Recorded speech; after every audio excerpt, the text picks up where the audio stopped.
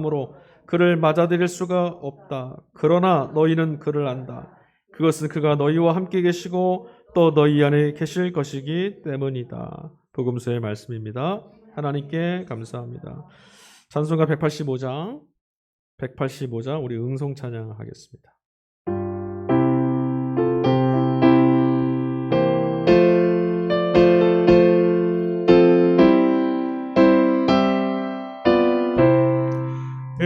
기쁜 소식을 온 세상 전하세 그 말란 고통을 당하는 자에게 주 믿는 성도들 더 전할 소식을 성령이 오셨네 성령이 오셨네 성령이 오셨네 내 주님 보내신 성령이 오셨네 이 기쁜 소식을 온 세상 전하세 성령이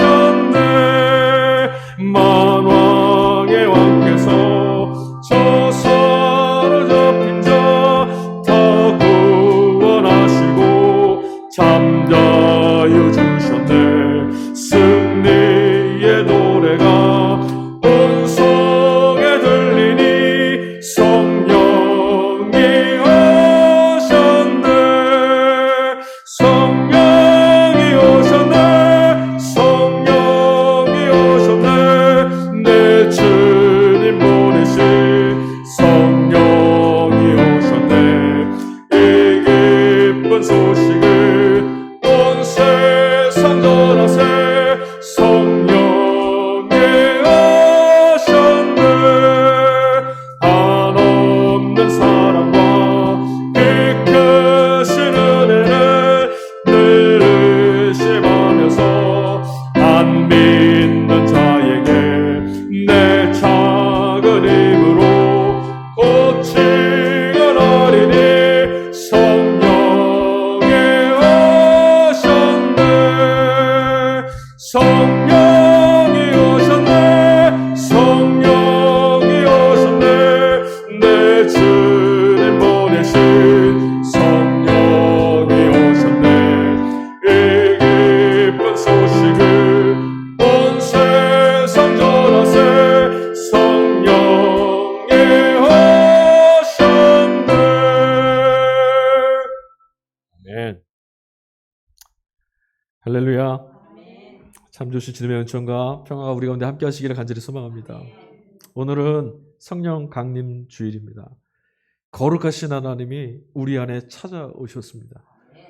우리는 비록 비천하고 우리는 비록 연약하고 우리는 비록 후패하고 악하지만 하나님이 우리를 당신의 자녀 삼으시려고 우리 안에 찾아오셔서 이제부터 영원까지 하나님의 거룩한 자녀로 빚어주실 줄 믿습니다. 지난 주일 우리가 주님의 승천주일, 부활절 7주 마지막 절기 주의 승천 기념주일을 보냈죠.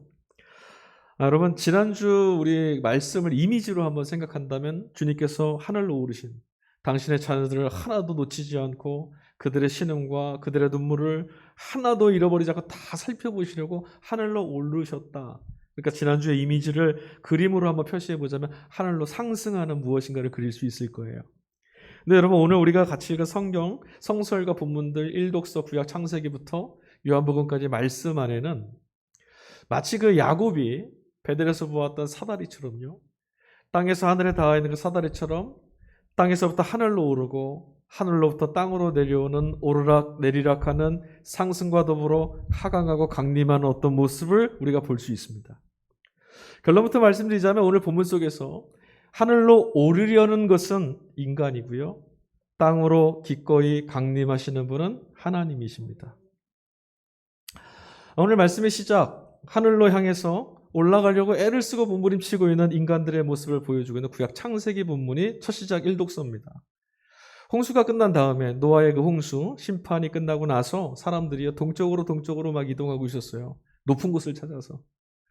동쪽으로 이동하다가 마침내 도착한 평야가 있는데 바로 시날 땅이었습니다. 시날 땅 평야에 도착해서 그들이 그곳에 무엇을 했느냐? 도시를 쌓고 그 도시 안에 탑을 올리기 시작했습니다. 그 탑을요, 조금 올리는 게 아니에요. 그냥 짓다 마는 것이 아니라 아주 꿈도, 배포가 부지부지 큽니다. 어디까지냐? 하늘에 닿을 때까지 탑을 좀 쌓아보자. 하늘 끝까지. 도대체 왜 그렇게 높이 탑을 쌓으려고 했던 걸까요? 말씀해 보니까 오늘 창세기 11장 4절에는 이렇게 그들이 말합니다. 자, 도시를 세우고 그 안에 탑을 쌓고서 탑 꼭대기가 하늘에 닿게 해서 우리의 이름을 날리고 온 땅 위에 흩어짐을 면해보자. 그러니까 표면적으로 드러난 이유는요, 흩어지지 말자. 우리 흩어지지 말고 이 위에 올라가서 좀 생존해보자 이겁니다. 무슨 말입니까? 홍수가 나서 다 쓸어버리고 나니까 다 흩어져 버렸잖아요. 그러니까 다음에 비가 오고 홍수가 오고 창궐하게 돼도 우리 안전하게 좀 살아보자 이거였어요. 전대미문의 홍수 사건을 이들이 겪었거든요. 우리도 뭐 홍수 한번 당하고 사고 한번 당하면 트라우마가 남지 않습니까? 그럼 무섭잖아요. 자라보고 놀란 것은 뭐 보고도 놀랍니까? 서특공 보고도 놀라요. 그런 거죠. 근데 또 언제 어느 날 갑자기 홍수가 밀다닥칠지 모릅니다. 또 그게 찾아오면 어떻게 돼요? 죽어요. 끝나는 겁니다. 너무너무 무서웠어요. 그래서 여기서 벗어나고 싶었습니다. 무엇을 하더라도 이 공포로부터 좀 벗어났으면 했어요. 내일이라는 막연한, 그리고 언제 올지 모를 그 두려운 재난으로부터 벗어나고 싶었을 뿐입니다. 그들은. 다시는 홍수로 멸하지 않으시겠다고 약속하셨던 하나님이 하늘에다가 무지개를 걸어두셨는데 그들은 그 무지개를 보지 못했고 그 약속을 하신 하나님을 신뢰하지 못한 탓에 결국은 탑을 높이 쌓아야 된다. 살아야겠다. 생존해야겠다. 이 강박에 내몰리게 된 겁니다. 그냥 하늘 높이, 비가 아무리 와도 미치지 않을 만큼 안전한 하늘 높이 좀 올라가 보자 하고 있는 거예요. 이 사람들의 이 두려운 마음 이해하지 못할 법 아니죠. 우리도 아마 똑같은 상황일 겁니다. 그런 한번 그 재난을 겪고 나면 안전한 곳에 가고 높은 곳에 살아야지 이런 생각 안 하겠습니까? 그런데 또 한편으로 궁금한 생각이 들어요. 여러분, 흩어짐을 면하기 위해서 홍수가 아무리 일어도 흩어지지 않을 정도로, 그러니까 이들 말대로 하늘 끝까지 올라가자고 하는데 도대체 어디까지 쌓으면 하늘까지 닿는 겁니까? 그리고 얼마나 높아지면 흩어지지 않고 안전해질 수 있을까요? 얼마만큼 쌓으면 되겠습니까? 여러분 혼자서요 산을 한번 올라가 보면, 여러분 산 타보셨죠? 산 꼭대기까지 올라가 보면 힘들게 올라갈 때와는 달리 산 정상에 올랐을 때 주는 이 묘한 감정이 있어요. 정상에 딱 올라가서 밑을 내려다보면 어떻게 보입니까? 밑에 있는 것들이 다 작아 보이죠. 밑에 것들이 작아 보이면 상대적으로 내가 커진 것 같아요. 그 호연직이라고 합니다. 내 안에 짜부러들었던 것도 좀 넓혀지는.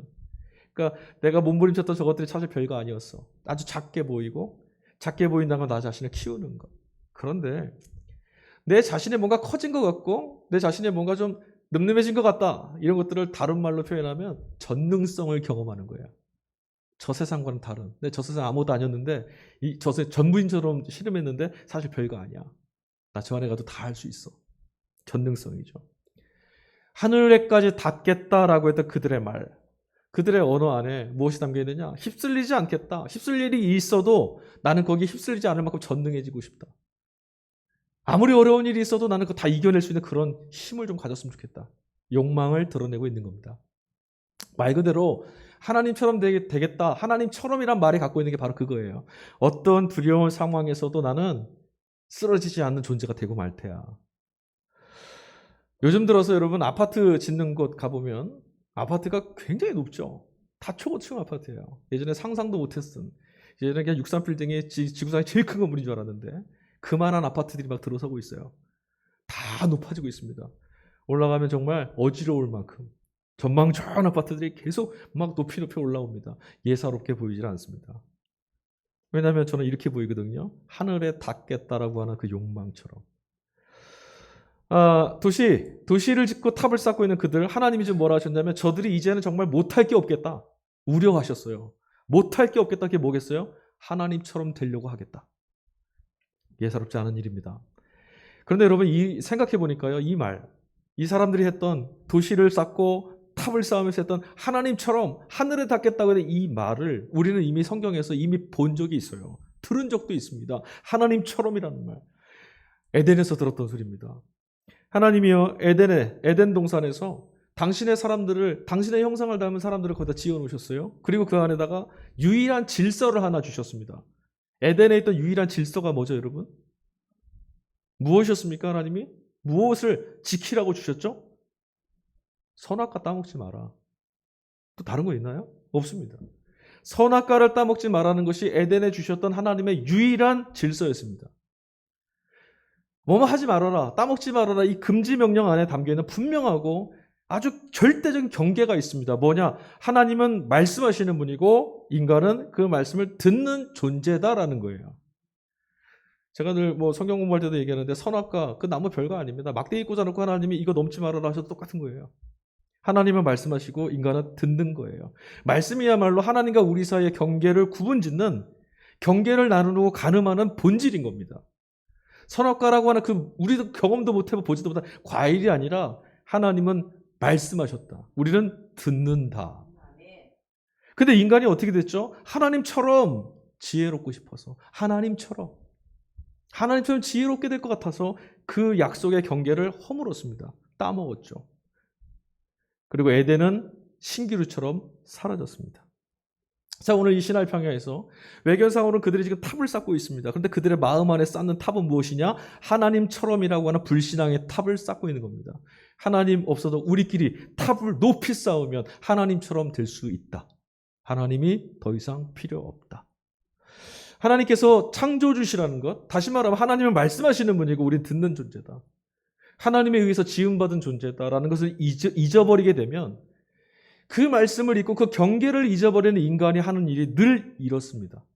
하나님처럼 되려고 합니다. 그래서 스스로 신이 되려고 합니다. 그 욕망. 여러분, 그래서 우리는 자기 스스로 신이 되고 자기 스스로 내일을 개척하고 자기 스스로 인생을 책임져 보려고 하는 그 욕망이 어디서부터 시작되는지를 유심히 살펴봐야 됩니다. 오늘 말씀에서 이들이 탑을 하나님처럼 되겠다고 했던 그 출발점이 어디였습니까? 왜 그렇게 했죠? 흩어짐을 면하자. 다시 말하면 내일 다가올 두려움, 그것에서 좀 살아보자.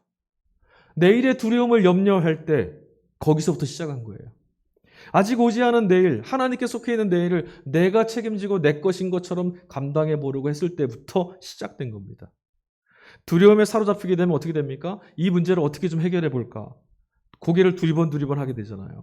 두리번 거리다 뭐가 들어오냐면 하나님 없이도 내가 할 수 있는 뭔가가 눈에 들어와요. 하나님이 하셔야 되는 것인데 하나님 없이도라는 무엇인가 눈에 들어옵니다. 우리 자신이 어떤 존재인지, 하나님은 또 어떤 분이신지를 잊어버리게 된 탓에 늘 그런 것만 눈에 들어옵니다. 여러분, 이런 유혹으로부터 하나님은 어떤 분이시고 나는 어떤 존재라는 걸 잊지 않기 위해서 우리에게 필요한 게 하나 있습니다. 오늘 우리가 같이 읽지는 않았지만 응송 말씀으로 주는 시편 말씀을 보면 시편 기자가 우리에게 주는 교훈이 하나 있어요. 시편 기자와 신앙 공동체들이 함께 노래합니다. 하나님은 창조주이시다. 이 노래를 불러요. 이 고백을 합니다. 이 고백을 하는 이유는 뭐죠? 우리는 그럼 누구냐? 하나님, 창조주이신 하나님께 속해 있는 존재다. 그는 구원자이시며 우리 구원을, 은혜를 입는 존재다. 그는 말씀하시고 우리는 듣는 존재다라는 거죠. 우리는 이 시편 기자가 주는 교훈을 가슴에 새겨야 됩니다. 단지 노래하고 시편을 따라 읊조리는 게 아니라 하나님은 이런 분이시구나. 나는 하나님 앞에 이런 존재구나라는 사실을 늘 기억해야 합니다. 그렇지 않으면 또 우리도 탑을 쌓게 될 수밖에 없어요. 내일에 대한 두려움이 밀려올 때마다 뭘 좀 어떻게 쌓아볼까 분주해질 수밖에 없어요. 뭘 또 해야 되나. 하나님을 잃어버리고 나서 찾아온 두려움, 그것들이 사람들의 마음을 온통 혼돈으로 막 몰아넣습니다. 뒤죽박죽이 되기 시작했어요. 하나님이 계신 곳에는 질서가 있고 평안이 있는데 하나님을 잃고 보니까 다 망한 것 같아요. 뒤죽박죽이에요. 여길 가도 망할 것 같고 저길 가도 망할 것 같고 이걸 하면 될 것 같고 저걸 하면 될 것 같아요. 하나님은 보이지 않는 혼돈 가운데 그들이 내몰려졌습니다. 하나님과 관계, 하나님과 우리 사이의 거리마저 잊고 보니 우리들을 그렇게 만든 탐욕 때문에 아무 죄 없는 그 땅, 오늘 성경의 마지막 절 창세기 10장 그렇게 말합니다. 그 땅이 혼돈이란 이름의 뜻을 가진 바벨이란 이름이 붙여졌어요. 그 땅이 무슨 잘못이 있습니까? 그 땅은 아무 잘못이 없습니다. 근데 그 땅은 혼돈의 땅이 되고 말았어요. 누구 때문에요? 그 땅에서 하나님을 잊고 스스로가 하나님인 것처럼 되보려고 했던 인간의 혼돈 때문에 그 땅도 혼돈의 땅이 되고 말았습니다. 신약성경에 보면 바울 사도가 그런 말하죠. 우리의 죄로 인해서 지금도 만물이 신음하고 있다. 세상이 환경이 오염돼서 인간이 죽게 생겼다가 아닙니다. 우리의 죄 때문에 하나님의 피조 세계가 상처를 입고 우리의 탐욕 때문에 하나님이 지으신 세계가 깨어져 가고 있는 거죠. 자, 인간은 여러분 하나님처럼 될 수가 없습니다. 그리고 인간은 또한 하나님처럼 되어서도 안 됩니다. 우리는 하나님처럼 되려고 하는 그 욕망에 사로잡힌 순간 은혜를 잃어버려요. 그래서 하나님께서 그냥 두실 수가 없었어요. 그래서 하나님께서 그 탑을 짓고 있는 인간 세상으로 뛰쳐내려오셨습니다. 오늘 말씀입니다. 하나님이 하늘에서부터 강림해서 내려오셨어요.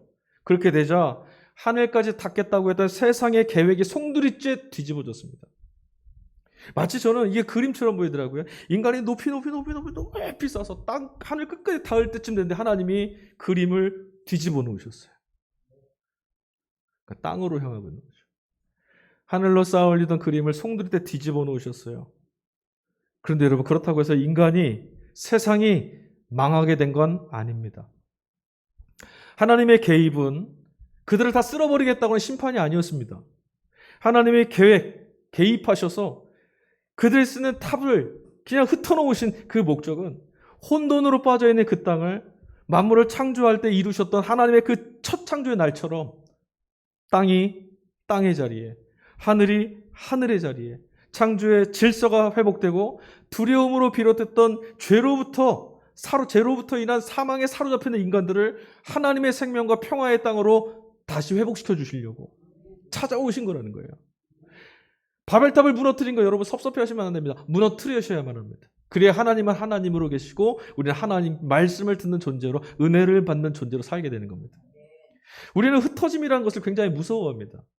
쌓아놓았던 것이 흩어졌다, 헛수고가 됐다, 망한 것 같다라는 생각이 듭니다. 흩어짐은 망한 것이다, 실패한 것이라고 자꾸 생각합니다. 그래서 여러분 자꾸만 쌓아 올리려고, 어떻게든 다시 쌓아 올리려고 우리는 합니다.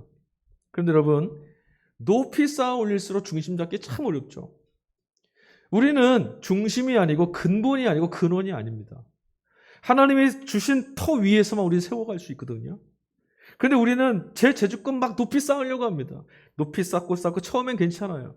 더 높이 올라가면 조금 삐뚤은 것 같았는데 괜찮았습니다. 더 올라가다 어느새 흔들흔들 거리다가 마침내 와장창 무너지죠. 하늘 높이 쌓을수록 더 높아질수록 중심 잡기 어렵죠. 그러다 보니 언젠가는 반드시 무너져요. 하나님 없이 사는 누군가의 하나님을 비방하고 배신하는 악인의 형통을 보고 부러워하지 마세요. 반드시 무너집니다. 제 힘으로 쌓아 올린 것들은 무너져야만 합니다. 그게 복이거든요. 더 높이 쌓을수록 무너질 때는 어떻습니까? 더 치명적이죠. 차라리 넘어질 거 무너질 거 한두 개 쌓았을 때 무너지는 게 훨씬 나아요. 하늘까지 거의 다 와 하나만 놓으면 되는데 무너지면 치명적입니다. 그러니 여러분, 하나님이 내 삶에 찾아오셔서 흩어내시는 것들이 있다면 여러분 그게 오히려 복인 줄 믿습니다. 하나님이 흩어내실 거라면 흩어져야 합니다. 그렇게 여러분 강박에 내몰리고 강요에 내몰려서 삶의 무거운 짐들을 내려놓을 때, 그 내몰린 삶의 무게를 내려놓게 될 때, 이렇게 하지 않으면 안 된다, 탑을 쌓지 않으면 안 된다라는 그 부담감들을 내려놓을 수 있을 때 하나님이 다 흩으셔서 이제는 이거 더 쌓아봐야 소용이 없구나, 쌓지 말아야겠다라고 가벼워질 때 우리가 무너진 그곳에서 하나님의 일하심과 계획이, 하나님이 우리 인생을 쌓아 올리시는 탑이 쌓아질 수 있게 되는 겁니다. 우리가 쌓으면 무너지지만 하나님이 쌓으시면 올라갑니다. 서신서 말씀은 사도행전 말씀입니다. 우리 다 아는 말씀이에요. 왜 연결됐느냐 보세요. 사도행전 말씀, 하나님의 성령, 예수 그리스도의 영이신 거룩한 영이 마가의 다락방에 임한 사건이죠. 이 날이 언제였냐? 오순절이었습니다. 이스라엘의 절기 중에 하나였어요. 오순절. 이 오순절이 갖는 의미가 있어요. 오순절은 구약의 절기 중에 추수절입니다. 추수할 때. 여러분, 추수는 농사 지을 때 언제 하는 겁니까? 시작할 때 하는 겁니까? 끝날 때 하는 겁니까? 다 아시네요. 끝날 때입니다. 추수한다는 결실을 거두는 것이고, 결실을 거둔다는 건 마지막 때를 가리키는 겁니다. 오순절이 갖는 의미예요. 마지막 때. 우리 마지막 때라고 하면 무섭죠? 우리 동력교회 성도님들은 마지막 날, 종말, 이런 말씀 들으면 할렐루야 하시길 바랍니다. 마지막 때 여러분 벼락치고 세상이 두 쪽 나고 지옥불에 떨어지는 거 생각하시면 곤란합니다. 우리는 하나님의 백성입니다. 그날은요, 창조주 하나님이 첫 창조를 열으셨을 때 그 기대감과 소망 가운데 야, 보기에 너무 좋다, 너무너무 아름답다 기뻐하시던 그 창조가 완성되는 날입니다.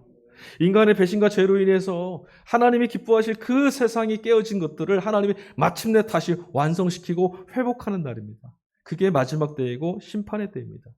그날에는 인간이 하나님의 말씀을 듣는 편에 세상 모두 한 사람도 예의 없이 하나님의 거룩하신 말씀 앞에 듣는 쪽에 서 있어야 합니다. 그렇게 가게 될 겁니다.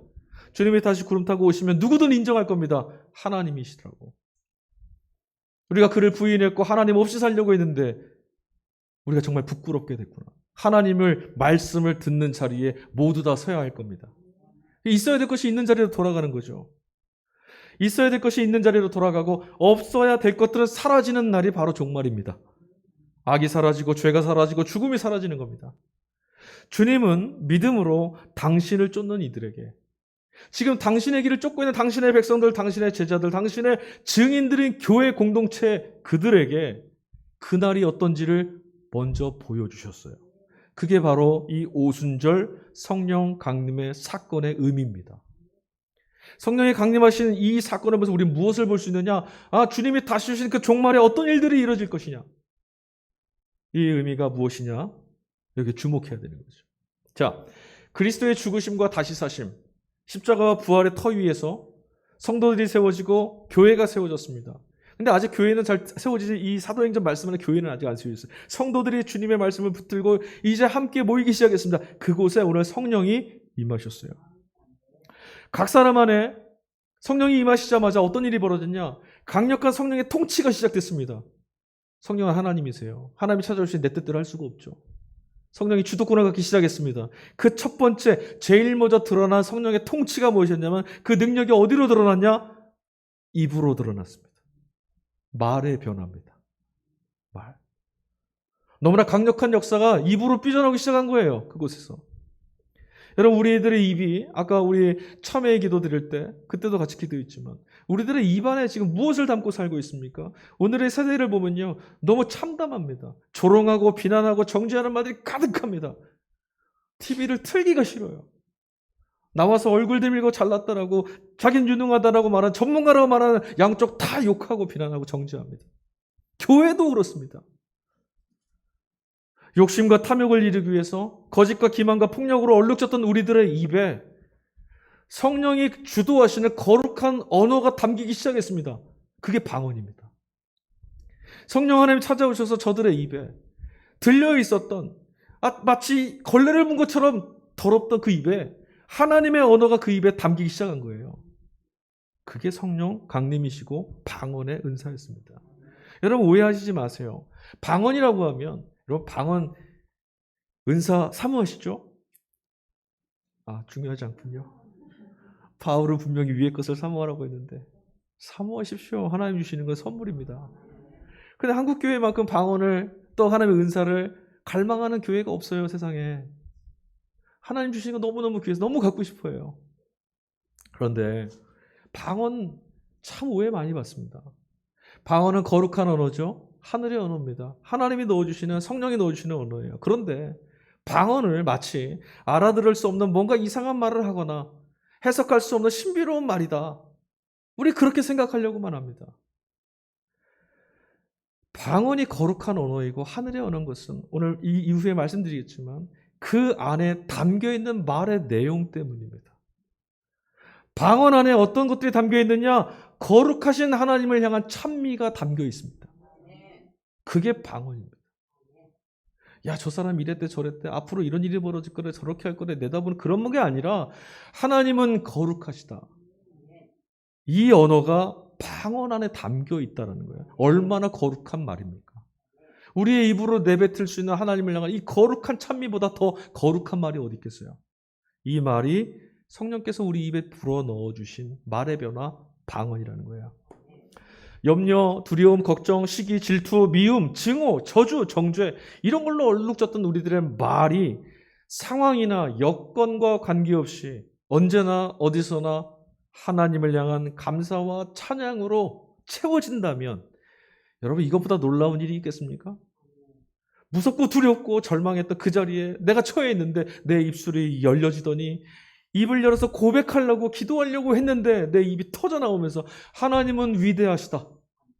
하나님은 선하시다. 이런 말들이 막 터져 나오는 거예요. 놀라운 기적이죠. 놀라운 일입니다. 두려워하는 우리에게 너희는 두려워하지 말라 하신 하나님 너무나 위대하십니다. 이런 찬양이 막 나오는 거예요. 놀라운 일이죠. 기적입니다. 게다가 더 놀라운 게 있습니다. 오늘 말씀을 보니까 이들이 모였던 곳이 다락방이었는데 그 다락방 너머에 그 창문 너머 저작거리를 다니던 사람들이 이날이 아침이었거든요. 이 시간이.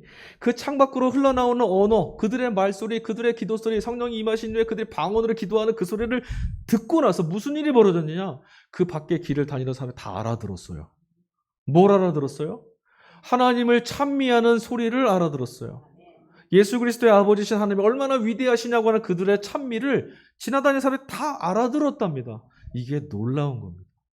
왜요? 오늘 말씀을 보니까요. 그 길에 예루살렘에 당시 어떤 사람들이 많았냐? 외지에서 온, 다른 나라에서 온, 아까 이따 끝도 없이 계속 읽으셨죠? 무슨 지역과 무슨 지역과 무슨 지역과 계속 읽으신 그 각각에 있던 지역의 사람들이 그곳에 있었는데 통역도 없습니다. 그 다락방에 모여있던 사람은 다 방언으로 그냥 말한 것 뿐입니다. 근데 그들이 저들의 언어의 말로 알아들었다는 거예요. 놀랍지 않으세요? 그냥 우리는 그냥 말했을 뿐인데 밖에 있는 누군가가, 외국에서 온 누군가가, 저기 사는 누군가가, 저기 난 땅끝에 사는 누군가가 알아들어요. 아, 하나님을 찬양하는 소리를 지금 기도하고 있구나. 근데 그들이 알았다 깜짝 놀란 거예요. 너도 알아들었어? 너도 알아들었어? 똑같은 소리인데 너도 어떻게 알아들어? 이해가 안 되는 거죠. 각 사람이 다 알아듣게 됐습니다. 굉장히 중요한 사실입니다.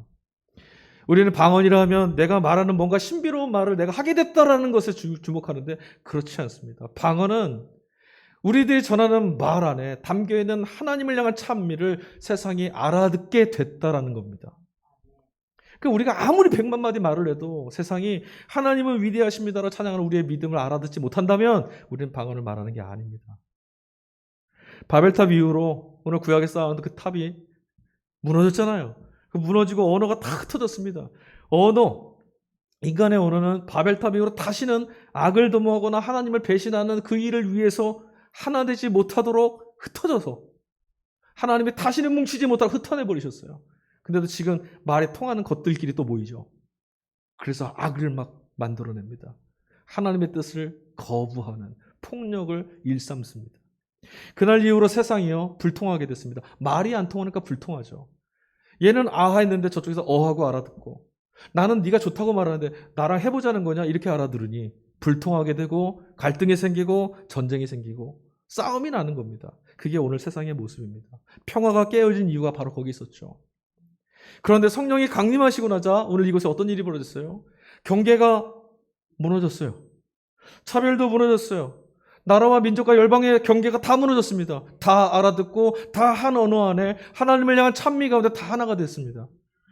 선입견을 띄워놓고서 비로소 우리의 말들이 전달됐고 우리가 고백한 그 고백이 소통이 됐고 우리가 입으로 뱉은 고백이 누군가에게 들려지는 말이 됐다라는 거예요. 아무리 말해도 못 알아듣더니 성령이 임하셔서 그냥 나는 입으로 고백 말만 열었을 뿐인데 지나가던 이들이 들었어요. 저는 이런 역사가 우리 안에 있기를 간절히 축복합니다. 말씀하시는 하나님 앞에 그 말씀을 듣는 존재로서의 자리에서 이제야 우리는 모두가 하나가 되는 열린 길 가운데 서게 된 겁니다. 베드로 사도가 이렇게 말합니다. 오늘 본문의 사도행전 말 끝에 맨 마지막 결론을 이렇게 내요. 주님의 이름을 부르는 사람은 누구나 구원을 얻을 것이다. 아멘. 이 말씀을 믿습니다. 사도 베드로가 군중들을 향해서 지금 요엘 선지자가 구약의 요엘 선지자가 전했던 하나님 말씀을 대언하고 있습니다. 이 말씀 그대로 성령이 임하시면 완고하고 교만하고 믿음 없던 우리들의 입술이 주님의 이름을 부르는 입술로 바뀝니다. 내 입술을 열어서 주님을 찬미하고 그의 이름을 부르면서 구원을 얻게 되는 건 아무나 할 수 있는 일이 아닙니다. 내가 힘들고 어려운 일 생기면 다 주님을 부를 것 같습니까? 천만의 말씀입니다. 인간의 악독함은 절대 그렇지 않습니다. 자기 자신을 끝까지 붙들고 있습니다. 성령이 우리 안에 찾아오셔서 당신이 주인 되심을 드러내지 않고는 있을 수 없는 일이죠. 쌓아 올리려고 했던 바벨탑을 무너뜨려야 되는 일이기 때문에 내 자신이 쌓아 올려서 하나님처럼 되고자 했던 그 모든 것들을 다 부정해야만 하나님의 말씀이 들립니다. 불신과 배신으로 삼고 있었던, 늘 그렇게만 대상으로 삼았던 하나님을 주님으로 나의 주님이시다라고 고백하고 부르는 것들은요, 단순한 호칭이 바뀌는 게 아닙니다. 상대와의 변화가, 내 대화의 상대, 그 대화의 상대인 그가 어떤 대상인지 이 관계가 변하는 걸 말하는 거예요. 상대와 나의 관계가 변하고 상대가 바뀌어지니 나도 바뀌고 이렇게 되는 거죠. 여러분, 우리가 하나님의 이름을 부르고 주님의 이름을 부른다고 해서 그것이 믿음의 고백이 아닙니다. 그 주님이 내게 어떤 분이시나 이 관계가 회복되지 않고는 안 되는 거죠. 비로소 여러분, 성령이 임하셨을 때 하나님이 남이 아닌 나와 함께 계시는, 나의 구원이 되시는, 아버지 되시는 하나님, 창조주 되셔서 모든 것들을 깨뜨리지 않고 회복시켜 주시는 분이라고 하는 소통되어지는 관계가 비로소 되는 겁니다. 하나님 저 멀리 계셔서 내 기도를 듣는지 안 듣는지 전혀 알 수 없고, 내 마음을 하나님께로 향하지 않고 늘 세상으로 등지는 이 관계가 아니라 언제나 어디서나 어떤 상황에서나 하나님께로 내 마음이 이어지고 나를 향하신 하나님의 마음이 불타는 그 사랑이 절절하게 경험되는 것, 이 소통의 역사, 하나님 성령께서 이루시는 일이라는 거예요. 안 그러면 이런 일이 일어날 수가 없어요. 하나님하고 소통하면 어떤 일들이 벌어집니까? 나 자신을 왜곡해서, 여러분 그런 일 많잖아요. 우리 자신을, 자기 스스로를 보면서 너무 쓸데없고 정죄하고 죄인이고 정말 아무짝에도 쓸데없는 절망하는 패배자라고 하는 그런 인식이 오늘 이 시대에 가득합니다. 자존감이 땅이 떨어져 버렸죠. 그런 나 자신, 왜곡돼서 보던 내 자신을 하나님의 거룩한 하나님의 자녀구나 인정하게 되는 소통이 일어나요. 그뿐입니까? 경쟁의 대상, 투쟁의 대상, 그렇게만 삼았던 내 밖에 있는 다른 사람들, 타자들, 세상, 그들과도 소통하게 됩니다. 비로소. 하나님께서만이 이루실 수 있는 구원의 사건은 바로 이런 겁니다. 내 앞에 적들을 다 없애시고 내 마음을 상대의 적이 되지 않게 하시고 하나님을 등지려고 했던 내 마음을 무너뜨리시고 하나님의 은혜로 소통되는 마음으로 바꿔주시고, 말이 바뀌게 되니까 관계가 바뀌게 되고, 관계가 바뀌게 되니 드디어 하나님과 내가 하나가 되는 겁니다. 오늘 예언의 말씀처럼 성령이 임하시는 사람마다 주님의 이름을 반드시 부르게 됩니다. 그리고 그 부르짖음을 주님이 들으셔서 그가 누구라도, 그가 어떤 곳에 있을지라도 약속한 말씀 그대로 주의 이름을 부르는 자는 구원을 받게 될 줄로 믿습니다. 성령의 능력이란 결국 무엇입니까? 누구라도 건져내시기 위한 하나님의 은혜와 사랑과 동의어예요. 그래서 성령을 부어주신 거거든요. 구원해 내시려고. 오늘 복음서 말씀은 빌립, 예수님의 제자인 빌립이 주님께 물었던 질문, 그리고 그 질문에 대한 주님의 답변이 그 내용이에요. 빌립이 이렇게 물었습니다. 주님, 아버지를 좀 보여주십시오. 하나님 보여달라는 거예요. 이 말은 무엇입니까? 아직은 믿지 못하겠다는 거죠. 말씀 다 좋고 주님 하신 일 다 귀한데요. 그래도 하나님 좀 보여주세요. 그래야 좀 믿겠어요. 이 말이죠.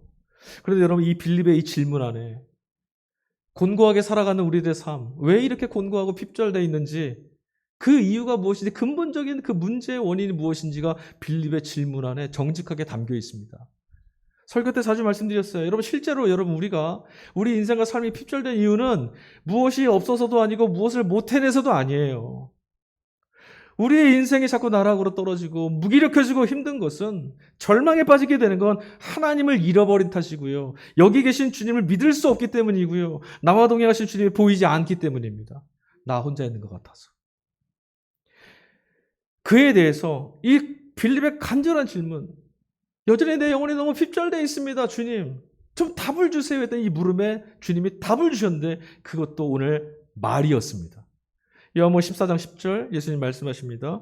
내가 아버지 안에 있고 아버지께서 내 안에 계시다는 것을 네가 믿지 않느냐? 내가 너에게 하는 말은 내 마음대로 하는 것이 아니다. 아버지께서 내 안에 계시면서 자기의 일을 행하신다.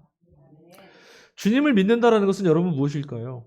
우리가 예수님을 믿는다라는 건 도대체 무엇입니까? 어떻게 하는 겁니까? 주일에 와서 매주일 하루도 놓치지 않고 하나님께 예배드리고 기도하고 이것일까요? 아니요. 주님이 마치 나의 면전에 계시는 것처럼 주님의 말씀을 듣는 겁니다. 주님을 마주 대하듯이 주의 말씀을 대하는 겁니다. 이게 주님을 믿는 겁니다.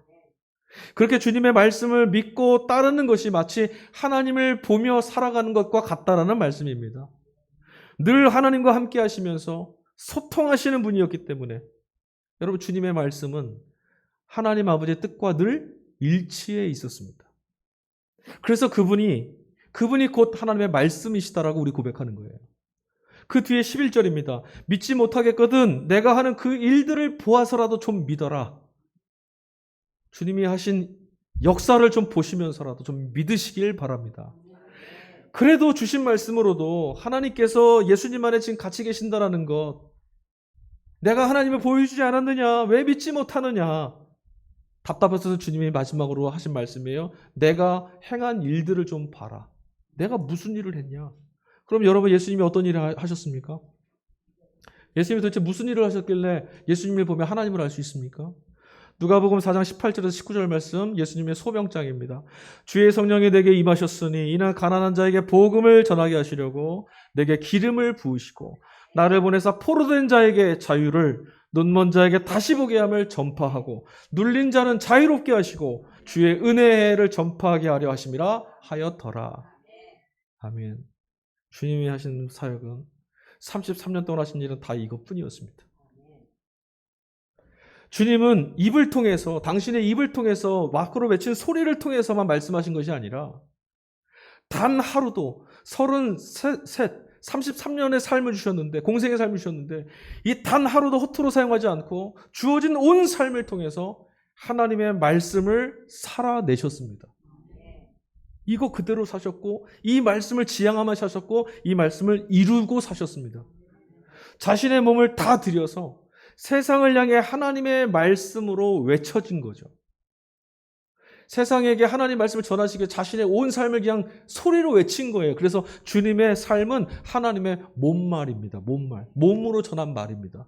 우리 퀴즈 하다 보면요. 말 한마디 안 하고 행동으로 막 하면서 맞추게 하는 거 있잖아요. 이게 몸말이에요. 몸으로 표현하는.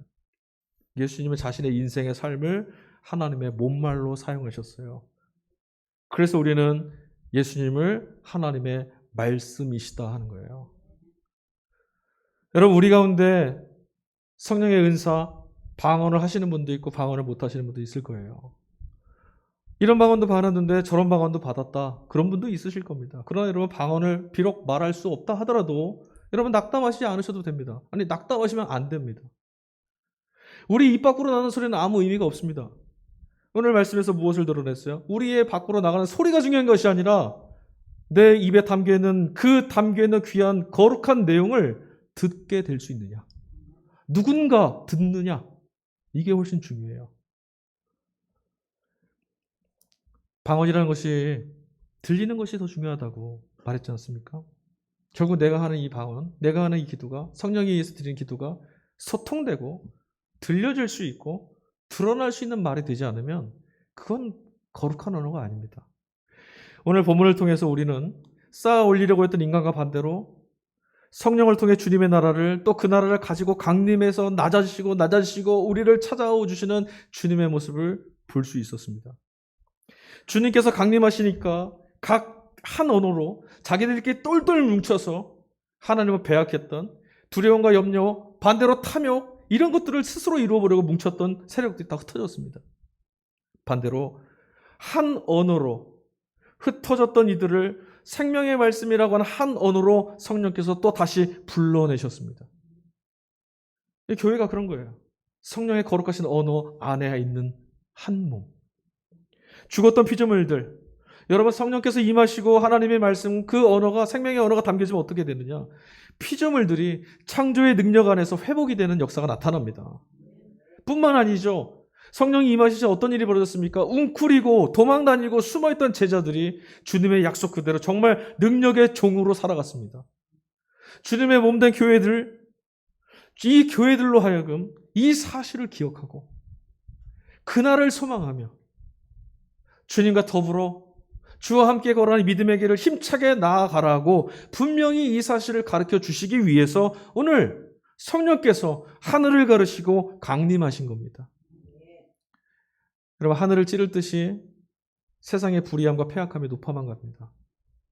이러다 언제라도 망하지 싶어요.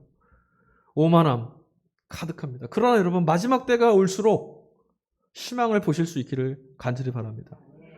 주님께서 하늘로부터 강림하셔서 모든 불의함을 갈아엎고 우리가 쌓아놓은 모든 불법함을 무너뜨리셔야 창조의 질서 안에서 하나님 나라에 세워진 공평과 공의가 강같이 흐르게 될 겁니다. 말씀을 이렇게 정리해야 될 것 같아요. 성령님이 강림하셨으니 우리가 쌓아올린 모든 것들은 무너지고 망할 겁니다. 그러나 여러분, 슬퍼하지 마십시오. 복입니다. 우리 안에 강림하신 성령께서 우리가 쌓아올린 것들을 다 무너뜨린 그 자리에 우리의 말뿐 아니라 우리의 삶까지도 예수 그리스도께서 하나님의 말씀으로 사셨던 것처럼 우리의 삶도 하나님의 말씀이 되도록 거룩하게 빚어내실 겁니다. 입술에만 방언을 주신 것이 아니라 우리의 삶 전체가 세상을 향한 하나님의 거룩한 말씀이 되도록 빚어내실 거라는 거예요. 그가 계시기에 여러분, 우리는 어떤 상황에서도 회복될 겁니다. 마땅하고 바른 길로 이끌어주시는 창조의 하나님을 우리는 어떤 상황에서도 찬양할 수 있게 될 겁니다. 성령이 찾아와 계신 사람, 바로 우리들, 하나님의 교회가 그런 이들입니다. 이제 우리 함께 기도하겠습니다.